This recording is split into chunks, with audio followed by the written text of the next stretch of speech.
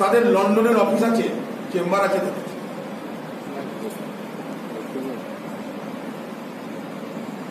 সেই চেম্বারে কিভাবে টাকা লেনদেন হয় সবাই জানে।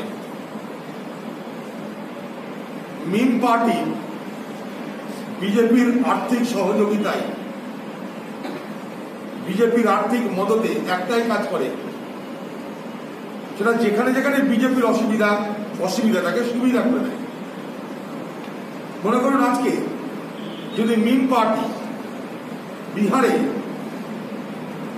ধর্মনিরপেক্ষ মহাগঠবন্ধনের বিরোধিতা না করত, তাহলে বিহারে আজকে নরেন্দ্র মোদী আসতো না ক্ষমতায়, বিজেপি পার্টি ক্ষমতায় আসতো না। তাহলে আখেরে তিনি কার হাত শক্ত করছেন? আখেরে তিনি কার হাত শক্ত করছেন?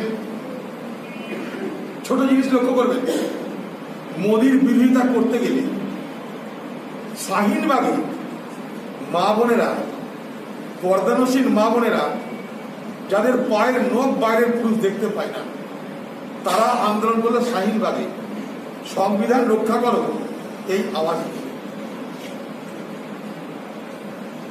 তাদের বিরুদ্ধে অমিত শাহ বলল যে ইলেকট্রিক শক লাগাও।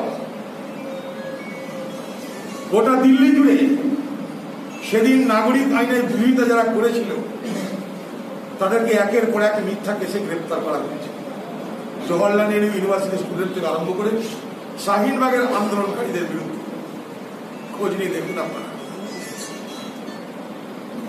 বিজেপি সরকারের সমালোচনা করার জন্য উত্তরপ্রদেশে একের পর এক মানুষকে দেশ বিরোধী আইনে গ্রেপ্তার করা হচ্ছে।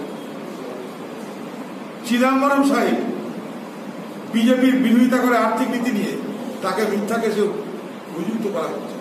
কখনো শুনেছেন আসাউদ্দিন ওয়াইসিকে বিজেপি পার্টি কখনো তাদের বিরুদ্ধে যে গালাগালি দেয়, যে সমালোচনা করে,